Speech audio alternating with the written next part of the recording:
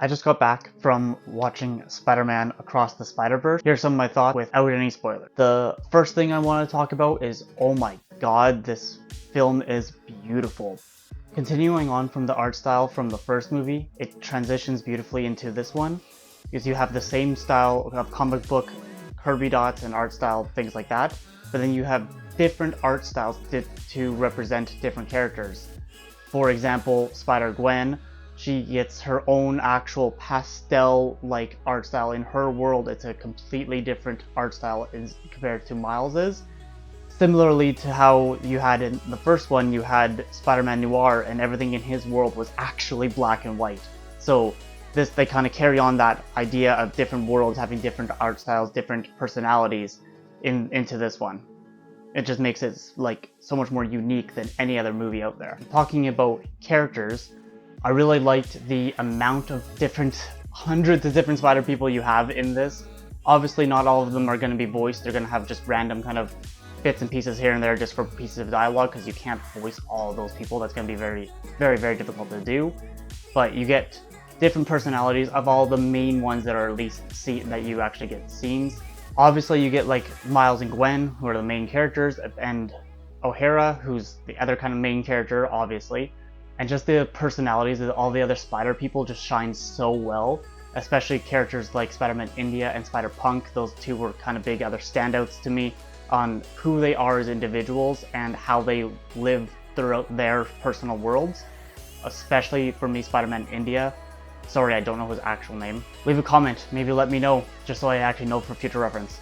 But speaking of, Spider-Man India was one of my favorite personalities throughout the film. I really liked how he, and actually every Spider-Person, has different ways of like swinging through their respective universes and through different styles based off of who they are. Spider-Man India has this very kind of fluid leg movement, kind of like dance-like mentality. Similarly to Gwen, because she's a ballet dancer, she has this kind of dancing motion as well, but in a different way. So I really like how different people have different ways of swinging through the air. Speaking about characters, this goes into so much more personality for each of the main characters, at least. Going into the details of each kind of character, they have so much more actual personality, and not just that, but actual emotional stakes. This is shown right from the very beginning of the movie, with going into Gwen's story and showing what her relationship is now that she was no longer with Miles, and post the experience from the first movie of being in this, meeting up with other people and being into this interdimensional Spider-Verse, really.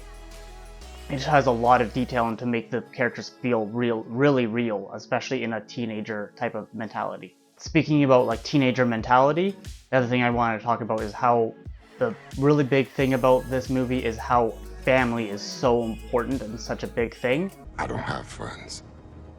I got family.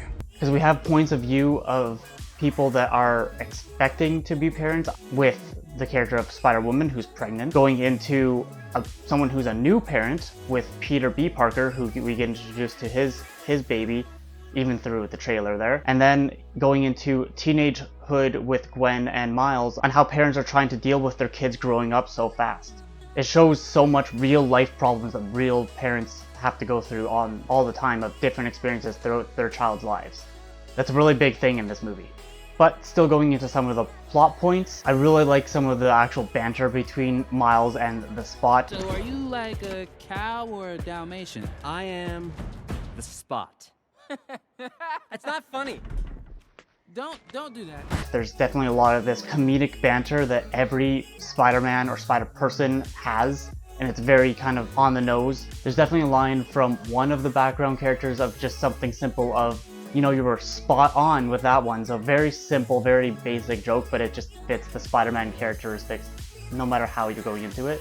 I really like the quippiness that Spider-Man is known for, is kind of throughout any Spider-Person. The last thing I kind of want to talk about is going into the just general action of the movie, especially talking about like the big chase scene throughout the film.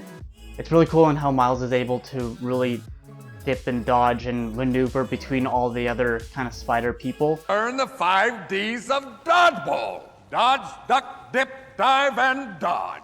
And just how all the other spider people, even though the are probably even technically more experienced. Some of them maybe less experienced than Miles. Some of them maybe have years more of experience.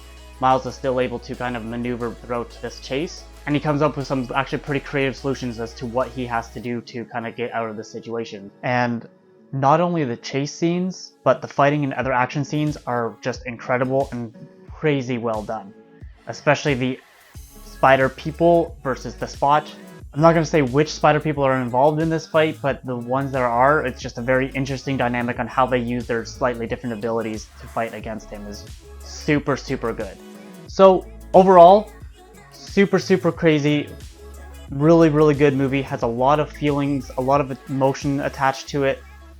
Not as much crazy in-depth emotion, I would say, as in comparison to the first one, but still a lot to keep you fully invested, and a lot of just interesting things, kind of like, especially if you are a Spider-Man fan. Those are some of my kind of thoughts and opinions on Spider-Man Across the Spider-Verse. What did you guys think of the Across the Spider-Verse? Let me know in a comment below, and let me know who's your favorite Spider-Man cameo that came in with this movie, and how excited are you for the third one to come out? It's gonna be so hype. Let me know.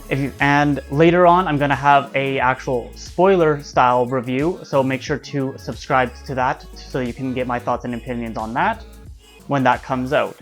So that's it from me, guys. Make sure to subscribe, hit the notification bell so you know when the rest of the next video content is coming out. But until then, I'll see you in the next one. Bye.